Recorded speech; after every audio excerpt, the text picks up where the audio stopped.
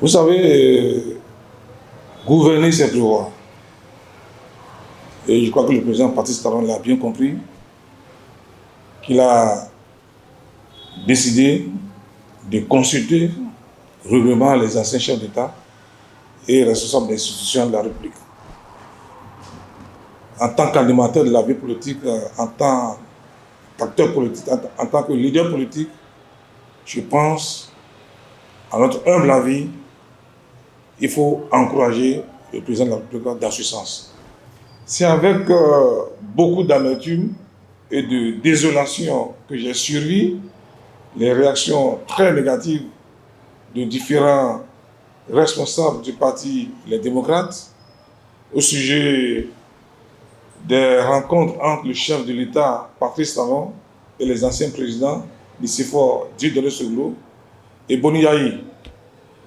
Comme j'ai déjà eu à le dire pour avoir initié ces différentes rencontres avec ses prédécesseurs, pour aborder des sujets qui relèvent de l'intérêt supérieur de la nation, le président de la République, son Excellence Patrice Talon, a prouvé et démontré qu'il est un grand homme d'État.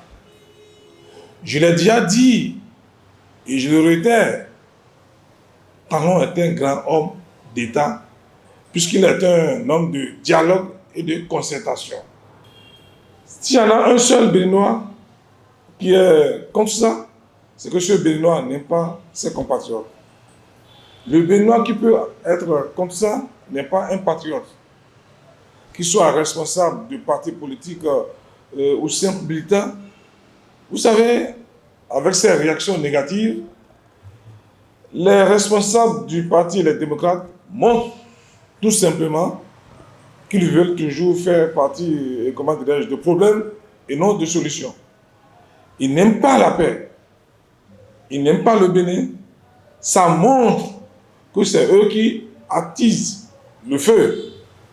Ça montre que c'est dans les conflits, les querelles interminables qu'ils trouvent les intérêts. Ils se nourrissent des palabres des autres et c'est méchant. Je dis que c'est méchant, mais le peuple béninois est mature et les connaît déjà. J'ai aussi eu à dire dans la première interview que j'ai donnée sur le sujet que Patrice Talon fait ce qu'il dit et dit toujours ce qu'il va faire. Je vais rafraîchir un peu la mémoire aux démocrates.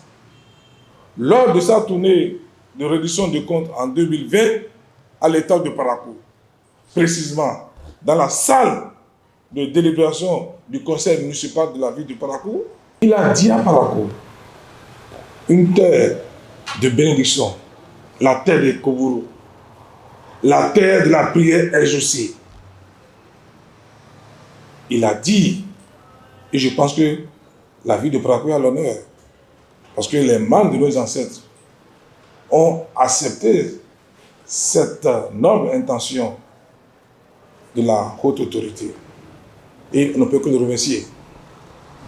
Il a fait en septembre 2021 et il a encore fait en juin 2022.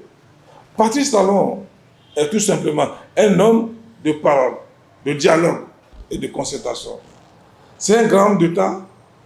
Ceux qui veulent utiliser les anciens présidents de la République pour assouvir les appétits politiques, leurs soif politique, à y chercher autre chose. Ils ont déjà perdu le réseau. Ils sont complètement déconnectés du réseau. C'est des disques complètement rayés. En Afrique et dans le monde, les concertations entre un président en exercice et ses prédécesseurs ont toujours été bénéfiques pour la nation, tout près de nous, en Côte d'Ivoire.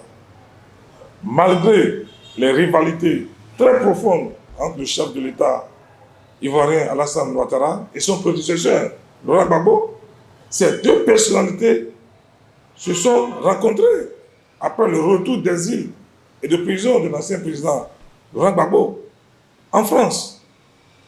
Au lendemain du déclenchement de la guerre entre la Russie et l'Ukraine, le président français Emmanuel Macron a invité à l'Élysée les anciens présidents français Nicolas Sarkozy et Hollande pour les concerter sur la position que la France doit adopter face à ce conflit géopolitique.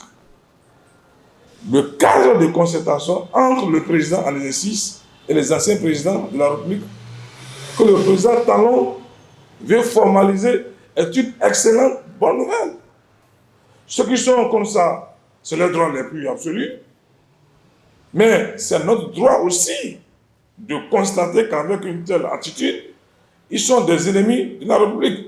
Je le dis et je le répète, ils sont en contradiction avec la culture béninoise. Parce que nous avons une culture de la paix. Ça, il faut le marteler.